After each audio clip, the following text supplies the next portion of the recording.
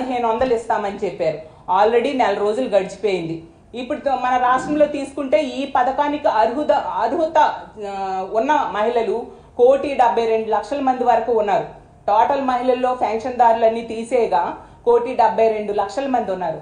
దీనికోసం మరి నిధులు ఏమైనా మీరు కేటాయించారా? దీనికోసం ఆలోచన చేశారా? సన్నాహక సమావేశాలు ఏర్పాటు చేశారా?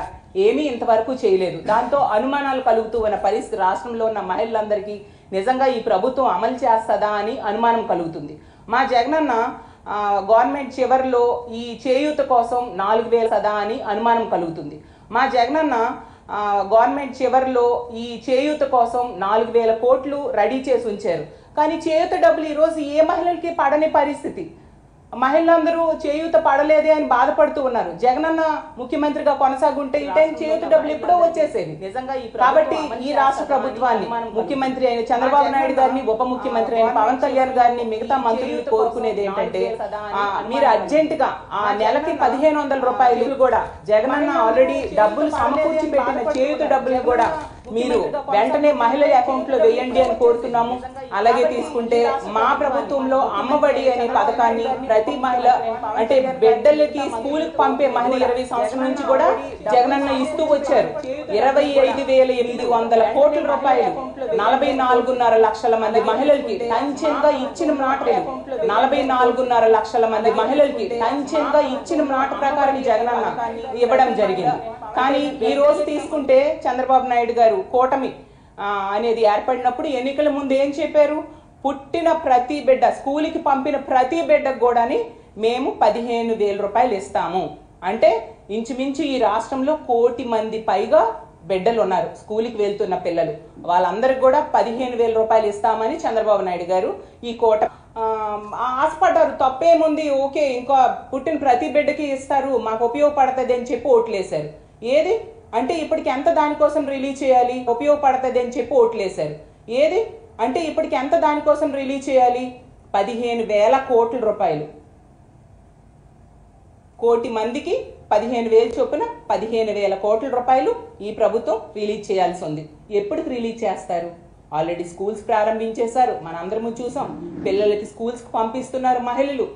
ఫీజులు కట్టడానికి స్కూల్స్, ప్రైవేట్ స్కూల్స్ కూడా కొందరు మహిళలు పంపిస్తున్నారు. స్కూల్లో పిల్లలకి ఫీజు కట్టమని వాళ్ళు అడుగుతూ ఉన్నారు. డబ్బులు ఇంకా గవర్నమెంట్ నుంచి రాలేదు ఏంటి అని మహిళలు ఆందోళన చెందుతూ ఉన్న పరిస్థితి. ఈ టైంకి జగనన్న కనుక మళ్ళీ అధికారంలో వస్తే ఖచ్చితంగా జూన్లోనే ఆ డబ్బులు వేసేసేవారు.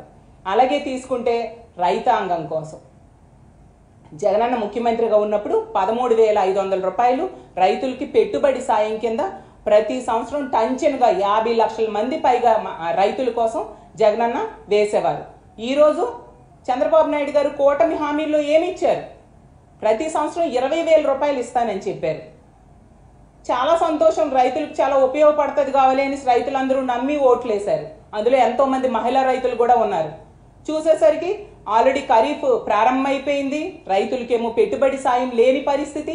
రైతులు ఆందోళన చెందుతూ ఉన్నారు. ఎందుకంటే గతంలో ఇదే కూటమి 2014లో అధికారంలోకి వచ్చింది, రైతు రుణమాఫీ చేస్తానని చేయలేదు.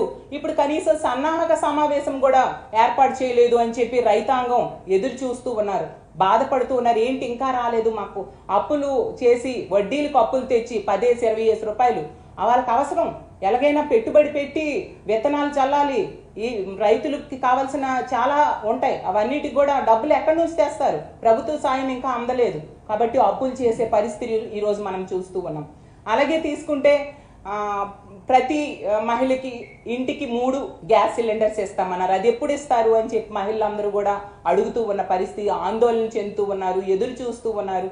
అలాగే ఇక్కడ మహిళలందరికీ కూడా ఉచిత బస్సు ప్రయాణం, సగం మంది మహిళలు ఉన్నారు, 2.5 కోట్ల మంది ఇంచుమించుగా మహిళలు ఈ ఆంధ్రప్రదేశ్ రాష్ట్రంలో ఉన్నారు.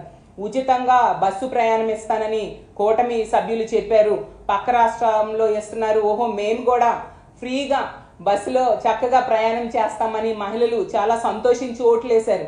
చూసేసరికి అది ఎప్పుడు నుంచి అది అమలు చేస్తారో కనీసం దానికి డేట్ కానీ, ఒక మార్గదర్శకాలు విడుదల చేయడం కానీ, ఒక సన్నాహక సమావేశం కానీ ఏమీ ఏర్పాటు చేయని పరిస్థితి.